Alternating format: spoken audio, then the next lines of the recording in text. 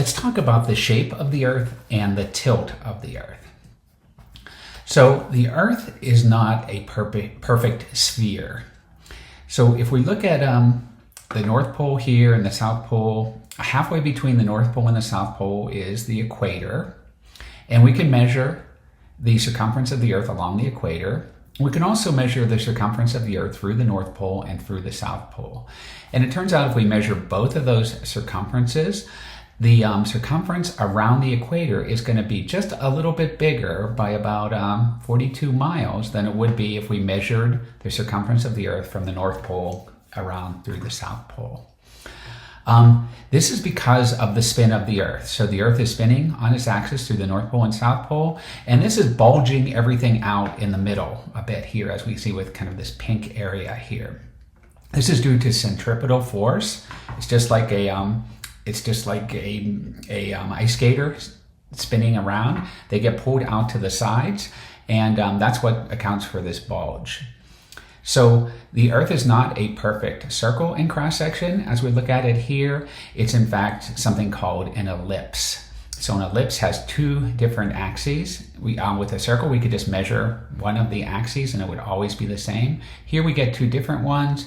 And if we spun that ellipse around the axis from the North Pole to the South Pole, we would no longer have an ellipse. We would have a 3D thing here that's called an ellipsoid. So if we spin a circle around, we get a sphere. If we spin an ellipse around, we get an ellipsoid. And because it has two different axes, we call one the semi-minor axis. That would be from the center of the Earth to the North Pole. And the other is a semi-major axis. That's from the center of the Earth to the equator. So the Earth is approximated by a sphere, but it's better described as an ellipsoid. Let's talk about the tilt of the Earth. This number 23.5 degrees is going to keep coming up because 23.5 degrees is, well, let's start by talking about the Earth rotates around the sun.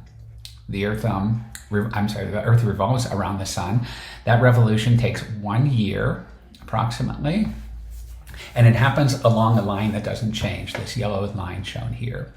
If we were to put a plane through this yellow line, think of it as a piece of paper or cardboard that we're just kind of passing through this model here, we would see that it doesn't cut right along the equator of the Earth.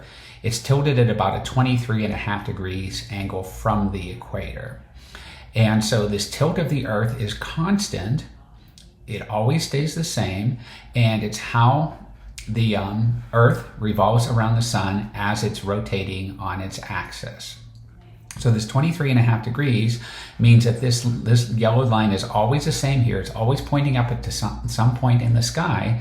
And the point in the sky that this yellow arrow is pointing to, here and here and here, is always towards Polaris, which is the North Star. So that 23.5 degrees means there's one star in the sky that the axis of the Earth is always pointing towards, and that's Polaris. So you may have seen pictures like this. This is a time-lapse photo. This is showing all the stars and how they're moving throughout the night.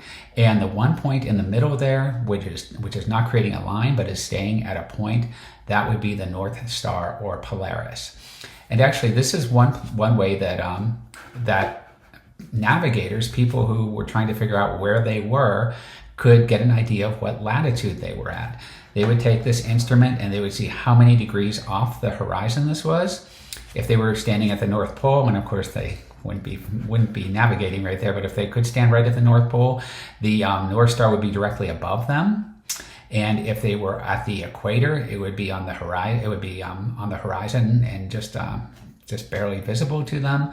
So this would allow them to determine, just by the angle they were measuring up to the North Star, to determine what latitude they were at in the northern hemisphere.